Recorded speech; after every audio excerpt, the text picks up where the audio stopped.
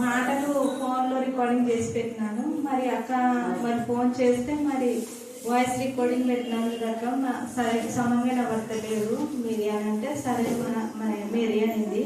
మరి అక్క మరి ఆ విధంగా మాటలు పెట్టినవి వినింది, మరి పేరులో పెట్టింది. మరి దేవుడు గొప్ప కార్యం చేసినాడు. అదేవిధంగా మరి సోమవారం రోజు అంటే మా తమ్ముని కొడుక్కి మరి బ్లడ్ తీసినారు. ఇంకా సంవత్సరం అయ్యలేదు. ఇంకా అది రిపోర్టింగ్ టెస్ట్కి పంపించలేరు, మరి చేసలేరు. అది ఇంకా కొంచెం టైం అయిన తర్వాత బ్లడ్ అనేది గడ్డ కట్టిపోయింది. ఇంకా మరి ఇంకోసారి మరి తీయాలని మరి మంగళవారం రోజు మరి తీసినారు బ్లడ్. మరి తీసి ఇంకా మరి మా తమ్ముడు గట్టిగా వచ్చినాడు, మీరు ఇంత చిన్న పిల్లోడు ఉన్నాడు, ఇంత నిర్లక్ష్యంగా ఉంటారా అని పెంచకలపాడులోన అరిస్తే ఇంకా సాయంత్రం 5:30 కల్లా రిపోర్టింగ్ వచ్చేసింది. మరి అక్క చేసిన ప్రార్థనల వలన, దేవుని యొక్క కృప వలన, మీరు చేసిన ప్రతి ఒక్క ప్రార్థన వలన మంచిగా రిపోర్ట్ వచ్చింది. దేవుడు మరి బాబును కూడా క్షేమంగా మరి శనివారం రోజు నడిపించినాడు. అందుకు దేవునికి వందనాలు ఈ చిన్న సాక్ష్యాన్ని దీవించారు. మరి మా బిడ్డలు అనేక ప్రాంతంలో వాళ్ళు వర్క్ చేస్తూ పీఠంలో మానగా మాట్లాడి సరిచేసిన బిడ్డలు కంటే వాళ్ళు మా ప్రభావ వస్తాను అలాగే వందితను మీ జ్ఞానాత్మకలకి ఈరోజు ఎగ్జామ్ రాస్తుండగా దేవా మీ వివేకాన్ని అందరికి మీరు దయచేయాలని ప్రార్థిస్తున్నాం. ప్రతి క్వశ్చన్ కో ప్రతి బుజ్జికి రైట్ ఆన్సర్ దయచేయండి. వాక్యం కూడా నా తల్లి మీరు ఆస్వాదిస్తున్నారు. అలాగే నా ప్రభా మెస్సిని శాంతిని నా తల్లి ఆత్మతో శక్తిని తిరిగి కోర్సుకి వెళ్ళి వారికి ఇచ్చిన ప్రతి స్టూడెంట్ ఉన్నత చదువులు చదివేలా ఒక దయచేయమని ఇక్కడ చేయన ప్రతి ఒక్కరికి మీ గాయపనస్తం తోడుగా ఉంచినందుకు మీరు సృష్టిస్తూ మరి ముఖ్యంగా మరియు యొక్క నా ప్రభా అన్నింటినీ మీరు కాపాడినందుకు మరణ నుంచి జీవులోకి నడిపించినందుకు నేను సృష్టిస్తూ ఏ నామమున ప్రార్థిస్తున్నాం తండ్రి. ఆమేన్ ఆమేన్ ఆమేన్.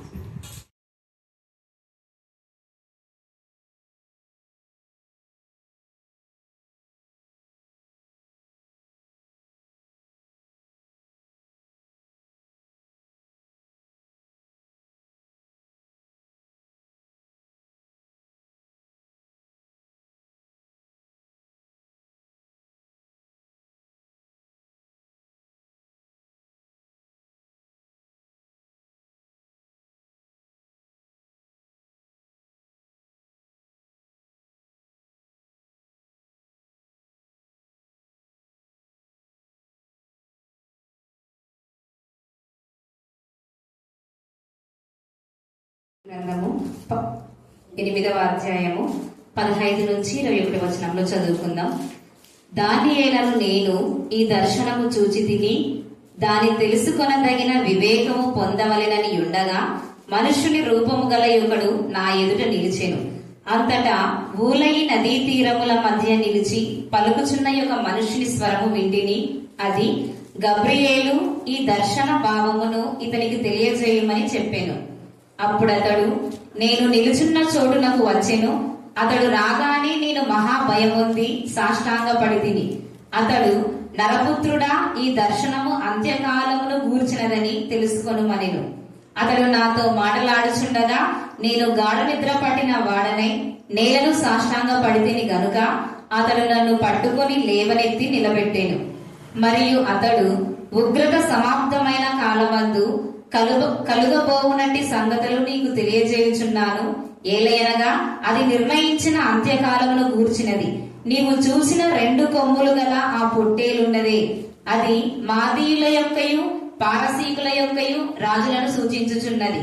బొచ్చుగల ఆ మేకపోతు గ్రేకుల రాజు. దాని 2 కన్నుల మధ్యనున్న ఆ పెద్ద కొమ్ము వారి మొదటి రాజును సూచించుచున్నది. దేవుడి లేఖనమును దీవించి ఆశీర్వదించుకున్నారు.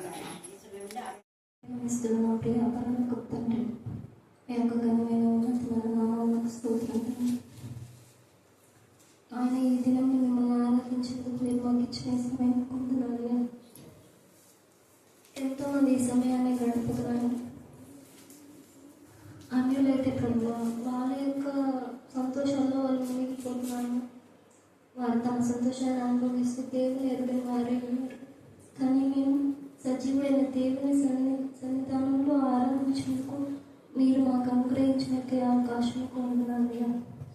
వాక్య భావంలో తెలుసుకుని మీ యొక్క సేవకులను మీ యొక్క జ్ఞానం అనుగ్రహించి ఆత్మశక్తిని నిలుపుదలను అనుగ్రహించి ప్రభు మా హృదయాలకి ఏది అవసరమో దాన్ని మాతో మాట్లాడండి.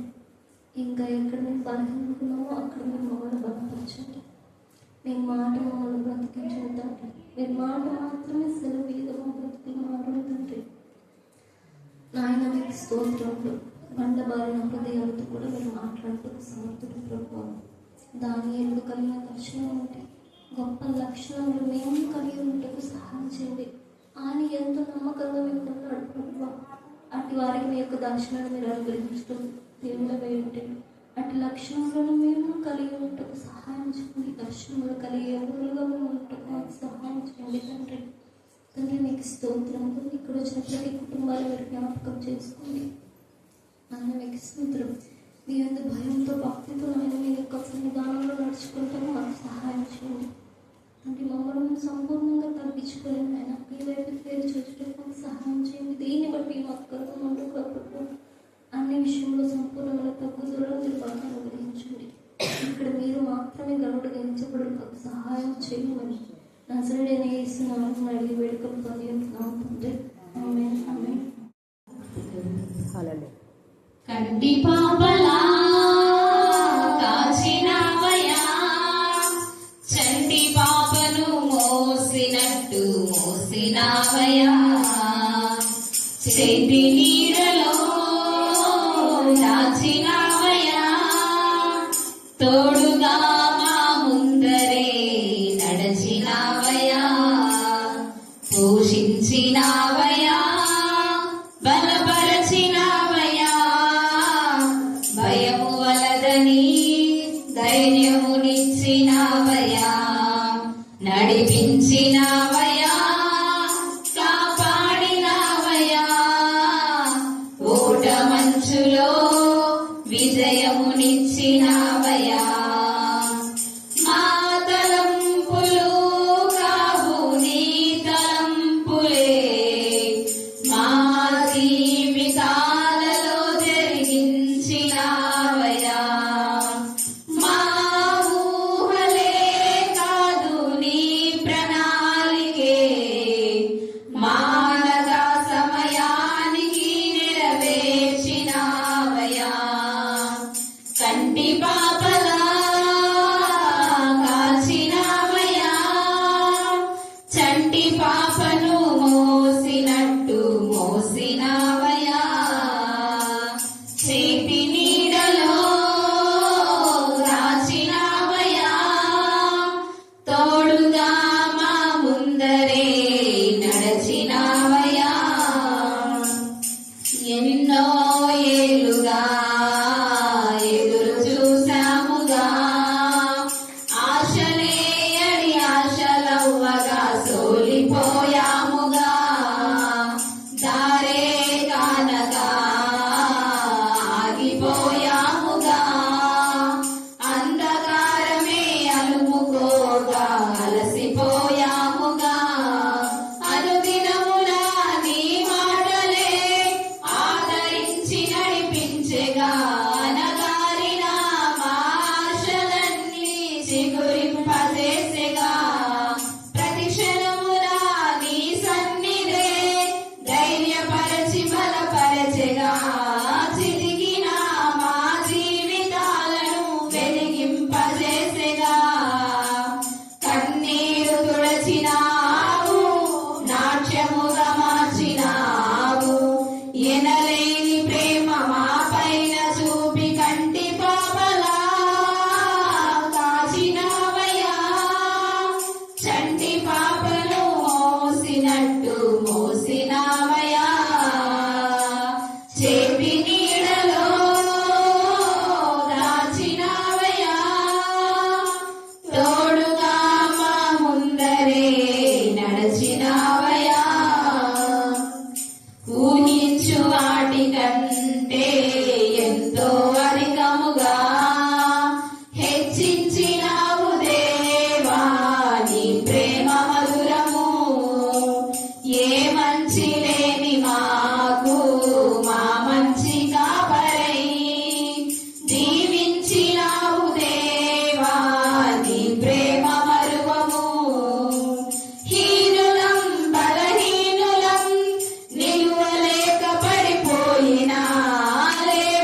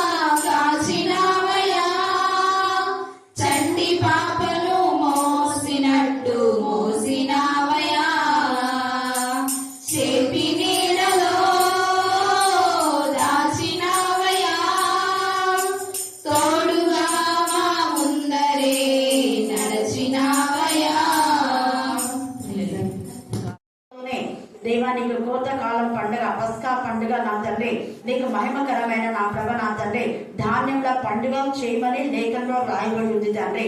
అలాగా ఎవరైతే చేసినా వారందరినీ మీరు ఆస్వాదించమని ప్రార్థిస్తున్నాం. దేవా మా ఇష్టానుసారమైన నిర్ణయాలు కాక మీ నిర్ణయానికి మేము కట్టుబడే జ్ఞానం కలుగజేయమని ప్రార్థిస్తున్నాం. దేవా నా తండ్రి జనవరి మాసంలో ఆ విధానంలో అనేక సంఘాలను మీరు ఆస్వాదించి అనేక సంఘాల యొక్క నా ప్రభా మొదటి కానుక మొదటి సంవత్సరంలో దేవా నా ప్రభా నా తండ్రి మొదటి నెలలో మొదటి వారంలో అర్పించిన కానుకలన్నీ కూడా 30 60 100 ఆస్వాదించుండేమని కూడా చెల్లిస్తాం. దేవా 2026లో మీరు అద్భుత రీతిగా నా ప్రభా నా తండ్రి దేవా మొదటి నెలలో నా ప్రభా మీరు చేసిన మేళ్లను బట్టి నీకు ఎంత స్తుతించబడ తక్కువే. మా విద్యార్థుల ద్వారా నా ప్రభా మీరు ఇచ్చిన కానుకలు అనేక మంది ఇచ్చిన కానుకలు బట్టి మేము స్తుతించి మహిమపరిచి గణపరుస్తున్నాం తండ్రి. స్తోత్రం.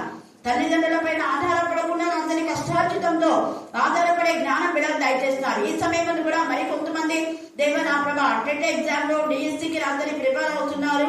మరి భాగ్యశ్రీని కూడా మీరు జ్ఞాపకం చేసుకుని గుంటూరులో అప్పుడే మీరు ఘనమైన విజయాన్ని మీరు ఇస్తున్నారు మేము నమ్ముతున్నాం. కనికరించండి కనికరించండి కనికరించండి కనికరించమని ప్రార్థిస్తున్నాం.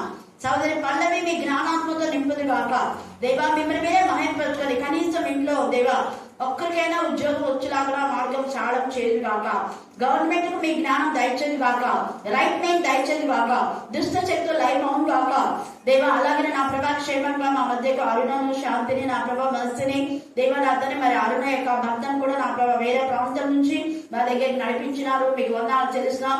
తిరిగి వారి ప్రాంతం వెళ్ళి పర్యంత వరకు మీరు ఎక్కడ చాలా దాచుకుంటున్నందుకు మేము స్తుతిస్తున్నాం.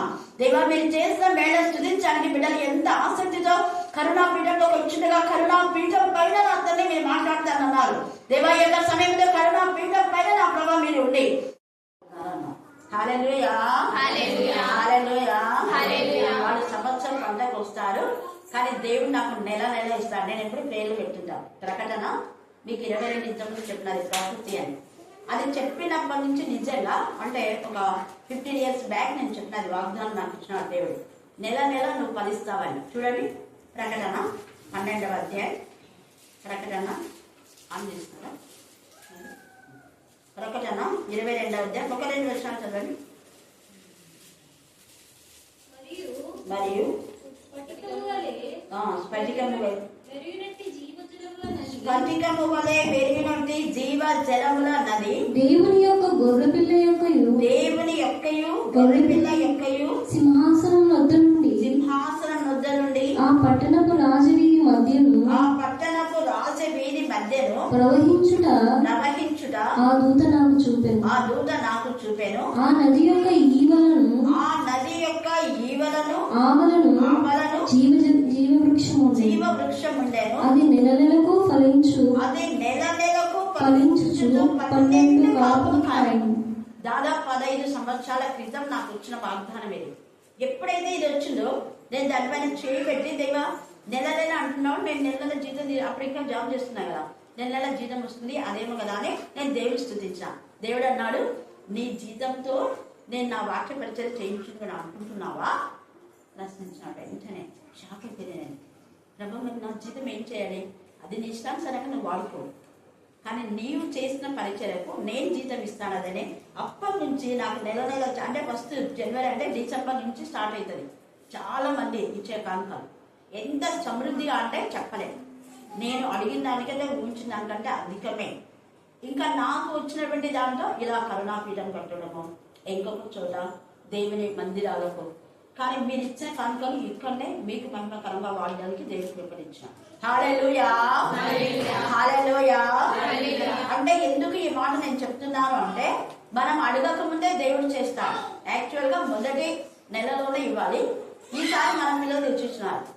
ఇంతకుముందు ఇచ్చేవాళ్ళు కాక మరి మన స్టూడెంట్స్ చాలా సంతోషం. ఇప్పుడు మనం చదివిన లేఖన భాగాలలో 15 నుంచి 23 దాకా మీరు ఇంటికి వెళ్ళిన తర్వాత ధ్యానం చేస్తే ఇక్కడ దానియేలుకు కలిగినటువంటి దర్శనాలు మనం ఒక 2-3 దర్శనాలు ఇంతకుముందే చూసుకున్నాం. ఇది ఇంకొక దర్శనం. ఈ దర్శనం ఏంటంటే అంత్యకాలంలో జరిగేది.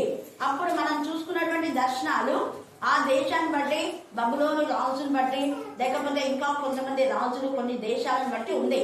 మనం యెషయాలో చూస్తే చాలా దేశాల గురించి యొక్క మరి దమస్కుని గురించి, తర్వాత తూరు గురించి, సీదోని గురించి, వీటన్నిటి గురించి దేవుడు దర్శన వాక్కుతో వాళ్ళతో మాట్లాడతారు, ఆ దేశాలతో మాట్లాడతారు.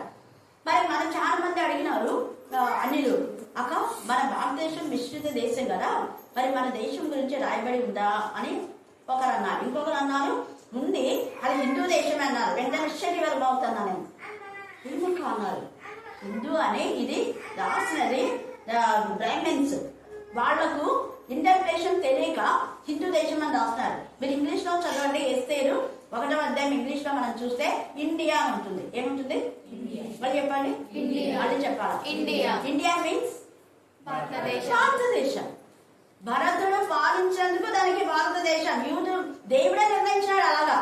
యూదా దేశము, యూదయా దేశం, బెత్లహేమ, నువ్వు యూదా ప్రధానంలో ఎంత మాత్రం అల్పమైన దానో కాదు అని దేవుడే వ్యక్తుల బట్టి దేశాలు పెట్టేశాడు. దావీదు పట్టణం, దావీదు కులం, ఇశ్రాయేలు దేశం కదా, యూదా దేశం, ఇలాగా దేవుడు పెట్టాడు. సియోను దేవుడు వాళ్ళ పేర్లను బట్టి పెట్టాడు. కాబట్టి అక్కడ దేవుడే ఇక్కడ భరతుడు లేదా భారతదేశం అని రావడానికి కారణం అట్ ద బిగినింగ్ కవీశ్వరులు చాలా మంది పూర్వీకులు ఉన్నారు. పురాణాలు లేనప్పుడు ఆ పూర్వీకులైన కవీశ్వరులు చదివింది ధర్మశాస్త్రమే. అప్పటికి లిపి లేదు. ప్రపంచంలో లిపే మొదటి లిపి పరిశుద్ధమైన గ్రంథం. 5 కాండాలే మొదటి లిపి ఆది కాండమే. అందుకనే దేవుడు నిర్ణయించండి 10 ఆజ్ఞలే చెప్పాలనుకుంటే.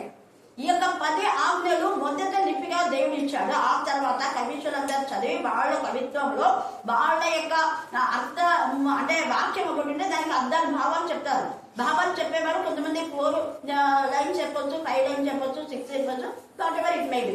వాళ్ళ యొక్క జ్ఞానం బట్టి చెప్తుంటారు. అలాగే రాయబడినవే పురాణాలు అని చెప్పానండి. అప్పుడు వాళ్ళు నిజంగా అయ్యో మేము హిందూ అని అట్లనే చదువుకున్నామంటే, అందుకనే ఇంగ్లీష్ చదివితే ఇంగ్లీష్ లో ఇంకొకటి క్రిస్టియన్ అనే పదం ఎక్కడుంది అని కూడా చెప్తుంటారు కొంతమంది. అసలు క్రైస్తవం లేదంటే ఎందుకు లేదు, అక్కడ అపోస్తుల కార్యంలో ఎంత చక్కగా మొదట క్రైస్తవులు అనబడినే ఉంది. మళ్ళా ఫిలిప్పులు అన్నాడు క్రైస్తవులు అయినందుకు సంతోషించాలని రాయబడింది. తర్వాత 1 యోహాను అక్కడ మనం 5వ అధ్యాయంలో చూస్తే క్రైస్తవ సహోదరులని 2 times రాయబడి ఉంటుంది. ఇంగ్లీష్ లో చదవండి మీరు. క్రిస్టియన్ బ్రదర్స్,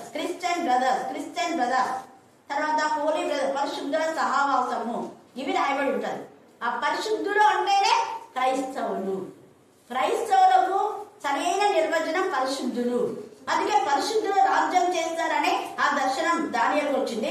ఇప్పుడు ఈ దర్శనంలో అంత్యకాలంలో జరిగేటటువంటి విషయాల గురించి రాస్తా ఉన్నాడు. మరి మనం అంత్యకాలంలో గురించి యేసయ్య ఎన్నోసార్లు ప్రవచించాడు, కూడా ఎన్నోసార్లు చెప్పాడు. అలాగా మనం ముఖ్యంగా చెప్పాలనుకుంటే మత్తయి సువార్తలోనే కొత్త నిబంధనలో మొదటిలోనే యేసయ్య యొక్క రాకడ గురించి చాలా తేటగా చెప్పాడు. మత్తయి సువార్త 24వ అధ్యాయము, మత్తయి సువార్త 24వ అధ్యాయం అంతా మీరు చదివితే అది దేని గురించి రాయబడిందమ్మా చెప్పాలి. మత్తయి సువార్త 24వ అధ్యాయం దేని గురించి రాయబడింది? రాకడ. పైన రాసుకొని మీరు అధ్యాయాలన్నీ రాసుకోవాలా. పైన రాకడ గురించి అంటే రాకడ సందేశం చెప్పాలనుకున్నప్పుడు వెంటనే మీకు అది గుర్తొస్తాయి. 23వ అధ్యాయం అంతా పరిచయులు, శాస్త్రులు, వేషధారణ గురించినటువంటి వాళ్ళ బతుకులు ఎలా ఉంటాయో వాళ్ళ లక్షణాలన్నీ మత్తయి 23లో రాయబడింది. ఆ యొక్క 23వ అధ్యాయం 33వ వచనం చదవండి. మత్తయి 23:33. ఎంత తేజగా ఏమంటాడు అక్కడ? తండ్రి అయిన దేవుడే యేసై మాట్లాడుతున్నాడు ఆ మాట. సర్పంలారా సర్ప సంతానమా, నరక శిక్షను ఎలా క్వశ్చన్ చేస్తున్నాడు, మీరు ఎలా తప్పించుకుంటారు? బైబిల్లో అక్కడ హెచ్చరించి ఇంకా 24 చెప్తారు. నోవహు కాలంలో పెంటకిచ్చుచు, తినుచు, త్రాగుచు కదా సుఖించుచు ఉన్నారు వాళ్ళు. దేవుడు అంటే భయభక్తి లేదు. ఇప్పుడు కొత్తకాలం పండుగ అంటే తింటారు ఆ మధ్య 4 వరకు వాక్యం చెప్తారే మనం లేదు, ఉండేదేమో 4, కానీ వాక్యం ఎంత ఒక అర్థం. మిగతా టైం అంతా వేస్ట్. అదే ఇంటికాడలే నేను చాలా కొత్తకాలం పడ్డప్పుడు ఎక్కువ ఉంటాను, జస్ట్ వాక్యం వింటాను వచ్చేస్తాను. మీరు చూసింటారు కూడా ఎప్పుడో రేరు. అంటే ఎవరైనా అక్క ప్రేర్ అయిపోతారో మేము ప్రేర్ చేసుకుంటాం అని అంటేనే లాస్ట్ వరకు ఉంటాను. ఎందుకంటే అనవసరంగా టైం వేస్ట్ చేయకూడదు. ఎంత సమయాన్ని మనం దేవుని సన్నిధిలో దేవునితో మాట్లాడాలి. దేవుని సన్నిధికి వచ్చామంటే పాటలు, ప్రార్థన, వాక్యం, లేదా మన వ్యక్తిగతంగా మనం శుద్ధి చేసుకోవచ్చు. అందుకే వ్యక్తిగతంగా నేను ధ్యానం చేసుకుంటాను. ఎవరైనా వాక్యం చెప్పాడు తప్పు చెప్తున్నాడు అస్సలు వినా. నా ధ్యానంలో నేను ఆడ 3 మెసేజ్ తయారైతేనా. హల్లెలూయా హల్లెలూయా హల్లెలూయా. ఇక్కడ చెప్పాడు తండ్రి అయిన దేవుడు. సేమ్ అదే విధానంలో ఆ 24 మీరు చదువుకోండి. ఇప్పుడు మనకు టైం లేదు కాబట్టి గర్భిణీ స్త్రీలకు శ్రమ అన్నాడు. శ్రమ ఉందా లేదా ఇప్పుడు? అంతే కాలంలో, ఇంతకుముందు లేదు.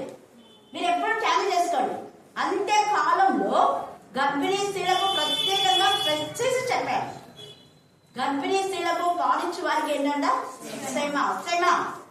అత్త కోడలు కుటుంబంలన్నీ కూడా వేరైపోతాయి. వైరం సమాధానము కలుగ చేయడానికి నేను వచ్చానని మీరు అనుకున్నారు. సమాధానమే ఎవరు అంటే those who are believe in the name of Jesus, those who are trust in the lord of God almighty. ప్రభువుకు దేవుడి సర్వశక్తులలో ఎవరైతే మరి నమ్మిక ఉంచుతారో వాళ్ళు, క్రీస్తు రక్తంలో కడగబడిన వాళ్ళకు, ఆయనకి ఇష్టలైన మనుషులకే సమాధానం. అందరికి కాదు, మిగతా వాళ్ళందరికీ పోలే. అత్తలకు కోడలకు పడదు, భార్య భర్తలకు పడదు, పిల్లల తల్లిదండ్రులకు పడదు. ఒక ఇంట్లో వాళ్ళే వేరైపోతారని వాక్యంలో తేటగా రాయబడింది. అప్పట్లో లేదు ఇంత. అప్పట్లో వేరు కావాలంటే ఎంత భయపడేవాడు. రేపు వేరైతే ఎంత మా తల్లిదండ్రులకు చెడ్డ పేరు కదా. చాలా మంది అన్ని ఉమ్మడి కుటుంబాలు ఉండేవి. చెప్తుంటారు 7 కుటుంబాలు ఇళ్లలో ఉన్నాయని. నేను కొన్ని పాత ఇళ్ళకి పోయినప్పుడు వాళ్ళు చెప్తూ ఉంటాను. అలాగా కలిసిన తర్వాత అప్పట్లో గర్భిణీ స్త్రీలు డెలివరీ అయ్యే సమయం వరకు కూడా వాళ్ళు పనిచేశారు. మా మమ్మీ కూడా మీకు చాలాసార్లు చెప్పారు. చర్చి బెల్స్ కొట్టి అమ్మ 9 గంటలకు, సెప్టెంబర్ 9వ నెల 9వ తేదీ 9 గంటలకు మొదటి బెల్ కొడతారు, 9:30కు సెకండ్ బెల్, థర్డ్ బెల్ 10కి కొడతారు. 10 అందరు గ్యాదర్ కావాలి.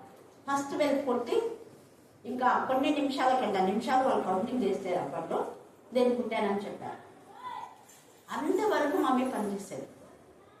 ఇంకా మా తమ్ముడైతే అంతవరకు పనిచేసింది. మేమంతా ఇంట్లోనే, తమ్ముడు మాత్రమే ఆపరేషన్ జనరల్ హాస్పిటల్కు, ఇంకా ఆపరేషన్ థియేటర్ తీసుకుపోక ముందే నమ్మి డెలివరీ అయినాను. హల్లెలూయా హల్లెలూయా. ఇప్పుడు కూడా చాలా మంది అలాగనే బాగా పనిచేస్తున్న వాళ్ళు. కానీ ఇదేంటో కొన్ని సంవత్సరాల నుంచి ఒకటే సిజరైన్. వాళ్ళ నార్మల్ డెలివరీ ఉన్నా సిజరైన్ చేస్తారు. ఎందుకంటే వాళ్ళకు ప్రయారిటీ ఉంటుందని. ఇన్ని సిజరైన్ చేసినామంటే వాళ్ళకి ప్రమోషన్స్ వస్తాయని.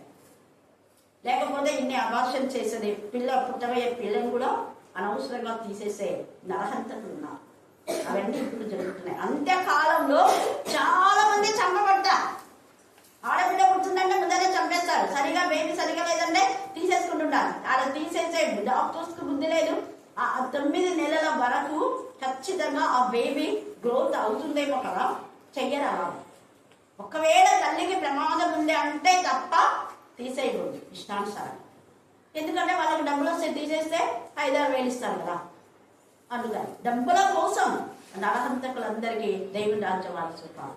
అంత్యకాలంలో ఇవన్నీ జరుగుతాయని ముందే. అందుకే గర్భిణీ స్త్రీలకు పాలించే వారికి శ్రమ. ఎందుకు అక్కడ పాలించే వారికి చాలా మంది అడిగినారు నాతో. గర్భిణీ స్త్రీలకు శ్రమ అంటే ఇట్స్ ఓకే. చాలా మంది దేవుని విరోధమైన అక్రమ సంబంధాలు ఉండి మరి పాపం చేస్తున్నారు. సరే, మరి పాలించే వారికి అన్నారంటే ఎప్పుడైతే పుట్టబోయే శిశువు మధ్యలో గర్భంలో చనిపోయినా, మధ్యని తీసేసినా ఆ తల్లి పాలు ఇవ్వలేక క్యాన్సర్తో, శ్రమలతో ఎంతమంది బాధపడే వాళ్ళు ఉన్నారు. ఒకటి.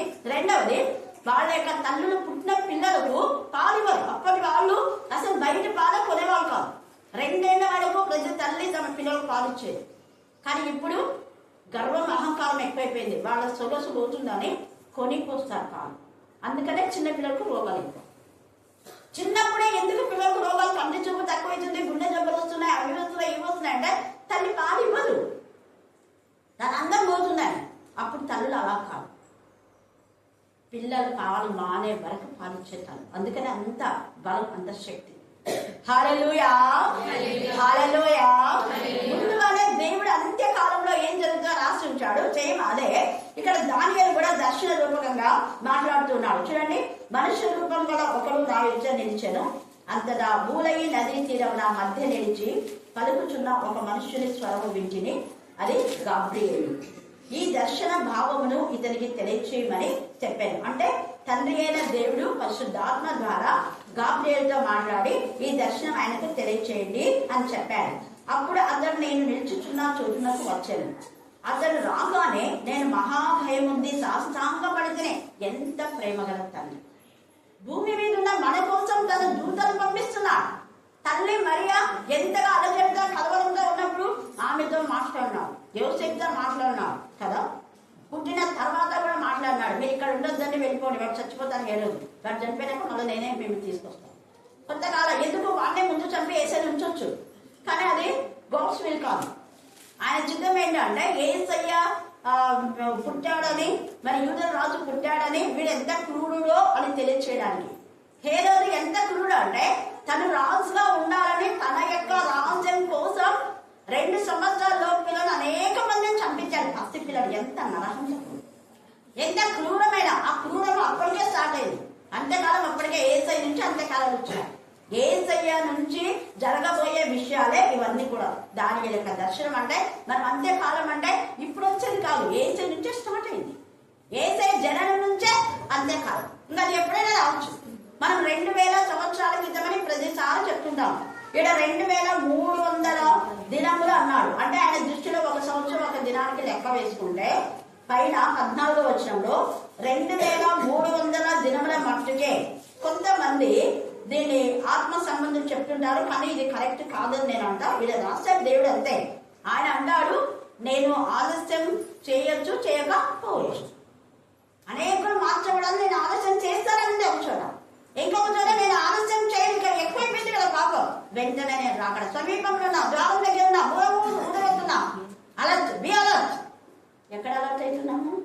ఇంకా తెలుగు తాగు చూపించు, భయం భక్తి లేకుండా. కాబట్టి ఇదే దీన్ని బేస్ చేసుకోవడం అంటారు. ఇంకొక చోట మనం చూస్తే వెయ్యిని అనే అక్కడ కూడా ఇంకొక చోట రాయబడింది. కాబట్టి ఇక్కడ ఈ యొక్క దర్శనముల గురించి దానియేలుకు ఈ యొక్క గాబ్రియేలు తెలియజేస్తుంటే శాస్త్రంగా అతడు నరపుత్రుడా, ఈ దర్శనం అంత్యకాలంలో కూర్చున్నదని తెలుసుకున్నాను. అతను నాతో మాట్లాడుచుండగా నేను గాఢ నిద్ర పట్టిన వాడై నేలను సాష్టాంగ పడితే కనుక అతను నన్ను పట్టుకుని లేవనెత్తి నిలవబెట్టాడు. అందుకనే గ్రీకులో రాజు అంటే మీకు అందరూ తెలుసు, గ్రీకు దేశం కాదు, అందరూ తెలుసు కదా, అందరూ తెలుసు. యేసయ్య ప్రభు తర్వాత ఈ సింజరీలో వచ్చినటువంటి రాజు అని తెలుసు మనకు. అతని గురించి కూడా ఇక రాయబడి, అతని కంటే ముందు ఒక క్రూరుడు వస్తాడు. ఆ తర్వాత ఇక్కడ గ్రీకుల రాజు గురించి కూడా లేఖనంలో రాయబడిందంటే తండ్రి అయిన దేవుడు ఎంత తేలిక ముందే చెప్తున్నాం. మన భారతదేశానికి జరగబోయే ఉపద్రవాలన్నీ కూడా విస్తృత దేశం అని కూడా ఇంకో చోటు ఉంది. అంటే భారతదేశమే విస్తృత దేశం, అంటే భారతదేశమే. మాదియా, పారసిక ఈ దేశాల గురించి కూడా రాయబడింది. ఇప్పుడు జరగబెట్టేటువంటి అవే. ఇక్కడ గ్రీకు సామ్రాజ్యము లేకపోతే అమెరికాలో మన ఎంత భయంకరమైన ఉపద్రవం జరిగి ఉన్నట్టుండి చాలా మంది, అంటే రాకడ ఇదే స్టార్ట్ అని అందరికీ అప్పుడు అర్థమైపోతుంది. 300 మంది ఉన్న పరంగా చచ్చిపోయారట. 300 మంది. వాళ్ళు ఎలా చనిపోయింది ఇంకా డాక్టర్స్ ఐడెంటిఫై చేయట్లేదు. ఇంకా కొంతమంది ఏదంట ఉన్నటువంటి రక్తం పీల్చేటటువంటి వాళ్ళు, ఎవరు రక్తం పీల్చారో తెలియదు, ఉన్నటువంటి పడిపోవడం, ఆన్ ద స్పాట్ చనిపోవడం. రీసెంట్గా నాకు పంపించారు, ఎమ్మెల్యే మొక్క కూడా అనింది, అవునక్క రాకడ చాలా సమీపంగా ఉంది. కానీ ఎప్పుడైనా రావచ్చు. మనమేమనుకున్నాం, ఏం పర్వాలేదు, ఇంకా చాలా మంది రక్షణ పొందేది, ఇంకా చాలా దినాలు ఉన్నాయని నిర్లక్ష్యం చేస్తున్నాం. దేవుని ఆయన ఇష్టం, అది ఎప్పుడైనా పంపొచ్చు. అది ద్వారం దగ్గర ఉన్నాడు, యేసయ్య నిలిచి ఉన్నాడు, విజ్ఞాపన చేస్తున్నాడు. మూర్ఖుల కోసం, అంధకారంలో పడిపోయే వాళ్ళ కోసం, క్రూరుల కోసం క్రూరంగా తయారైనాడు. కారణం ఏంటంటే ఆ క్రూర మృగం యొక్క ఆత్మ వాళ్ళు కలిగి ఉన్నారు, కఠినమైపోయారు. 16వ అధ్యాయం ప్రకటనలో, నేను అందుకే దీనికి బేస్ అంతా ప్రకటన గ్రంథమే. ప్రకటన 16:13 చదవండి. 16:13 వచ్చిన మరియు ఆ ఘట సర్పం నోటి నుండి చూడండి, ఘట సర్పం అని రాయబడింది అక్కడ. ఆ ఘట సర్పమే ఈ 10 కొమ్ములు ఇవన్నీ కూడా, ఇంకా ఘట సర్పానికి అన్ని ఉంటాయి.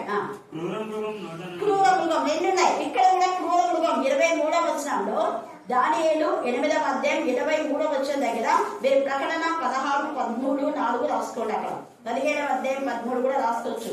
10వ అధ్యాయం ప్రకటన ఇది కూడా మీరు రాసుకోవచ్చు.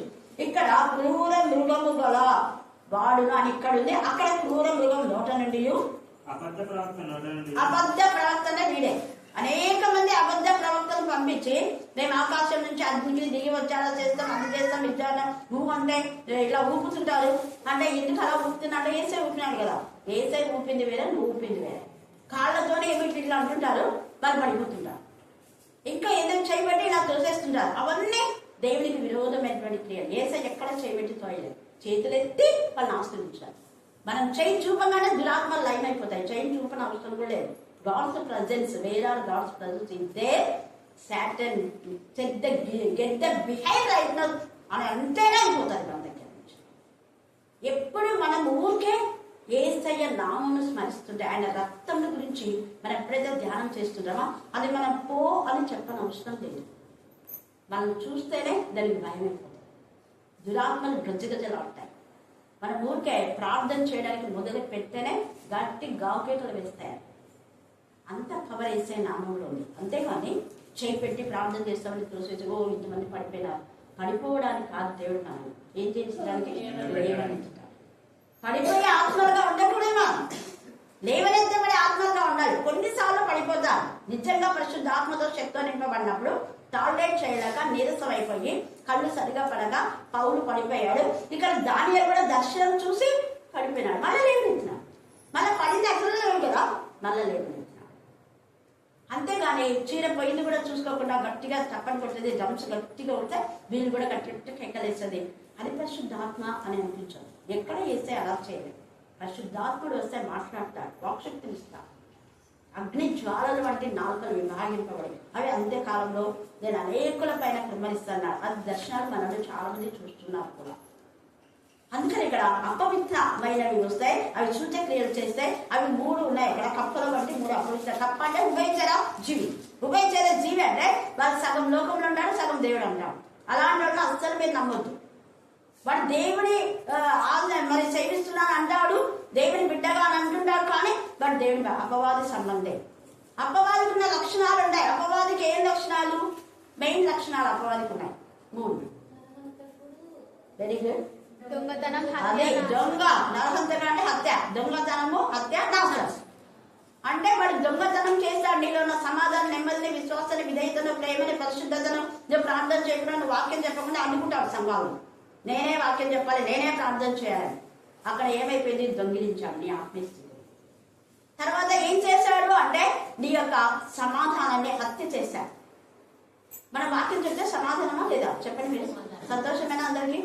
వాక్యం చెప్పిన తర్వాత మనకు పీస్ ఉంటుంది. వెన్న వాళ్ళకు కూడా ఈ చిన్నపిల్లలు ఎంత బాగా చెప్పింది.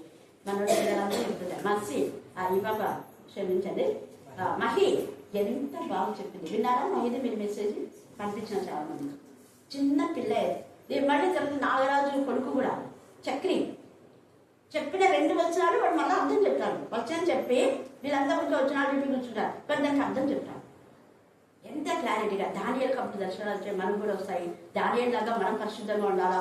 దానియేలు గురించి చెప్పి నేను చెప్పిన వెంటనే వాడు వేసి టీచర్ నేను వాక్యం చెప్తాను అన్నాడు. చెప్పాను అంటే ఇప్పుడు దానియేలు గురించి టీచర్ చెప్పింది కదా అని చెప్పేసి దానియేలు అంత పరిశుద్ధంగా ఉన్నాడంటే వాళ్ళమ్మ పరిశుద్ధంగా పెంచింది అంటే ఎప్పుడు దేవుల్లో ఉన్నాడు. మనం కూడా ఎప్పుడు దేవుల్లో ఉండాలా. మీరు పరిశుద్ధంగా అంటే ఏం చేయాలని వీళ్ళకి వస్తలేసినాడు. అంటే రోజు ప్రార్థన. అవును, మరి రోజు ప్రార్థనకు వచ్చినా పరిశుద్ధంగా ఉంటారు. ప్రార్థన రావాలి, రోడ్లో తిరుగుతుంటారు. తల్లులైన వాళ్ళు పిల్లలు రోజు పంపించాలా అని చెప్పింది. అంత చిన్న వయసు. ఎస్, దేవుడు శక్తిని ఇస్తాడు. అంత్యకాలంలో చిన్న పిల్లలు కూడా ప్రవచిస్తారని రాయబడింది. నేను దాదాపు 40 years బ్యాక్ కొత్తగా పరిశుద్ధాత్మ పొందినప్పుడు 85లో గుత్తికి వెళ్ళాను. గుత్తికి వెళ్ళినప్పుడు చాలా చాలా అద్భుతాలు దేవుడు చేశారు. అప్పుడు నేను వెళ్ళినప్పుడు అంటే ఫస్ట్ మెసేజ్ ఇప్పుడు గుత్తి పాస్ట్ అంటున్నారు కదా మీరు. అప్పుడు ఆయన భార్య, తర్వాత ఒక పాప ఉంటుంది. నేను వెళ్ళినప్పుడు చర్చిలో ఉన్నారు. అప్పుడు ఇంకా అదంతా కట్టలేదు. అంతకంటే ముందు ఆంటీ నాకు ఎప్పుడు పిలిపించేది. కమల ఆంటీని గుర్తిలో ఉన్నారు ఫ్యామిలీ సేమ్ అంకుల్ కమల ఆంటీ. అక్కడ ఒక చర్చ్ ఉంది, పెద్ద చర్చ్ కాదు, మామూలు గుర్తు చర్చి. అక్కడ మొదటి మెసేజ్ ఆ బ్రదర్ ఇచ్చిండు. తర్వాత సెకండ్ మెసేజ్ నేను వాళ్ళ నైట్ కూడా నేనే మెసేజ్ ఉంటుంది. వాళ్ళు ఆ బ్రదరు, వాళ్ళ భార్య, వాళ్ళ పాప ఆ చర్చిలోనే ఒక మూలకున్నారు. నాకు ఆంటీ పరిచయం చేసింది. ఈయన పేరు అద్భుత కుమారమ్మ, సేవకుడుగా ఇక్కడ దేవుడి దర్శనం అని ఇక్కడికి వచ్చాడంటే అవునా అని ఊరికే మాట్లాడినాను. అదే ఫస్ట్ అదే లాస్ట్. ఇంకెప్పుడు నేను ఆ బ్రదర్ చూడలేదు, మాట్లాడలేదు. కానీ అక్కడ నన్ను ఎంతగా అక్కడ చిన్న పిల్లోడు, అది హిందూస్ వాళ్ళు, ఆమెలో ఉన్న దురాత్మ పోయిన తర్వాత చిన్న పిల్లోడు పరిశుద్ధాన్ని నేను వచ్చేసిన ఆల్రెడీ ట్రై చేసి డైట్ అంతా హోలీ స్పిరిట్ గురించి చేశాను. నేను వచ్చేసిన తర్వాత 3 పరిశుద్ధాత్మ పొందుకొని అందులో ఆమె కొడుకు పరిశుద్ధాత్మతో నింపబడి వాళ్ళమ్మ నేను పోయిన తర్వాత మళ్ళీ ఏదో హైందవ సంబంధం ఏదైతే చేస్తుంటే పండుకున్న వాడు 11 గంటలకు లేచి వాళ్ళమ్మని గమనించినాడు. షాక్ అయిపోయింది ఆమె. వచ్చి ఆంటీ వాళ్ళకి, నేను అక్కడ లేను కాబట్టి ఆంటీ వాళ్ళ దగ్గరికి తీసుకొస్తే నేను చదువునమ్మకు ఫోన్ చేస్తున్నాను, మళ్ళీ నన్ను పిలిపించినారు. వాడు ఆత్మతో నింపబడినాడు. ఆంటీ చిన్న వయసులోనే దేవుడు గద్దిస్తున్నాడు వాళ్ళ వాళ్ళు మంచిగా మారినారు. హల్లెలూయా, హల్లెలూయా. చిన్న పిల్లలకు దర్శనాలు వస్తాయి, వాక్శక్తులు వస్తాయి, వృద్ధులకు వస్తాయి. అదే దానియేలుకు ఇక్కడ వచ్చిన దర్శనాలు గాబ్రియల్ ఇక్కడ తెలియజేస్తున్నాడు. మనం ఇలాంటి అపవిత్ర సంబంధమైన వాటిని వాడు భ్రమపరుస్తారు, భ్రమలో మనం పడిపోకూడదని అక్కడ తెలియజేస్తున్నాడు. అలాగనే మనం చూస్తే ఈ యొక్క ప్రకటన 17వ అధ్యాయము 13వ వచనం చదవండి. వీరు ఏకాభిప్రాయం గలవారై, ఏకాభిప్రాయం అంతే. సంఘాలలో దేవునికి విరోధమైన విధానంలో తప్పుడు విషయంలో ఏకాభిప్రాయం ఉండకూడదు. ఏకాభిప్రాయం అదంతా నేను చదువుకోండి, 17వ అధ్యాయం చాలా చాలా ఉంది. ఏకాభిప్రాయం 16, 17, 18 భయంకరమైన ఉగ్రత ఉన్నారు. 16 నుంచి ఇంకా ఉగ్రత స్టార్ట్ అట. ఏకాభిప్రాయం కలవారై దేవుని పిల్లలు పరిశుద్ధులను చాలా బాగా పెట్టారు. చాలా సంఘాలు ఇప్పుడు పాడైపోతున్నాయి అంత్యకాలంలో. అంటే ఇవి అక్కడ రాసినటువంటి లేఖన భాగాల ప్రవచనాలు ఇక నెరవేర్చబడుతున్నాయి. తర్వాత ప్రకటన 16వ అధ్యాయం 1, 2 వచనాలు చూడండి. మరియు మీరు పోయి దేవుని కోపముతో నిండిన ఆ 7 పాత్రలను భూమి మీద కుమ్మరించుడని ఆలయంలో నుండి గొప్ప స్వరము, చూడండి, ఆలయంలో నుండి గొప్ప స్వరం చెప్పగా ఆ 7 వాటి పోయి కుమ్మరించాడు. దేవుని కోపం వచ్చేసింది. ఉన్న పదవ జనము తాము సుఖించమని ఇష్టానుసారంగా ఉన్నాడు. వెంటనే దేవుని యొక్క కోపము పాత్రను తీసుకుని కుమ్మరించండి. అక్కడ టైం లేదు, మెన్షన్ చేయటం లేదు. తాళలేకపోయాడు దేవుడు. కుమ్మరించండి అన్నా. అది ఇప్పుడు ఒకవేళ కుమ్మరించే ఒకటే పాత్ర అయితే భయంకరమైన వ్యాధులు వస్తున్నాయి. తెగులు అని రాయబడింది. తెగులు అంటే కరోనా కూడా it is one of that. కరోనాకు ఆ వీళ్ళు పెట్టుకున్నారు కరోనాను, కానీ వాక్యంలో తెగుళ్ళు అని రాయబడింది. ఇప్పుడు గడ్డలు, చాలా మందికి గడ్డలు వస్తున్నాయి, మీకు తెలుసో తెలియదు. గడ్డలే కాకుండా చిన్న చిన్న గుళ్ళలు వస్తున్నాయి. అవి దురద సంబంధమైనవి. చాలా మంది నాతో షేర్ చేసుకున్నారు. చేతులకు, ముఖాలకు వస్తూ ఉన్నాయంట. అవి తర్వాత నేను చెప్పాను, పసుపు, వేపాకు, ఉప్పు స్నానం చేయడం మంచి నూనె. చాలా మందికి తగ్గింది. అది వాటిని గోకకూడదు. గోకితే ఇంకా ఎక్కువైపోతాయి.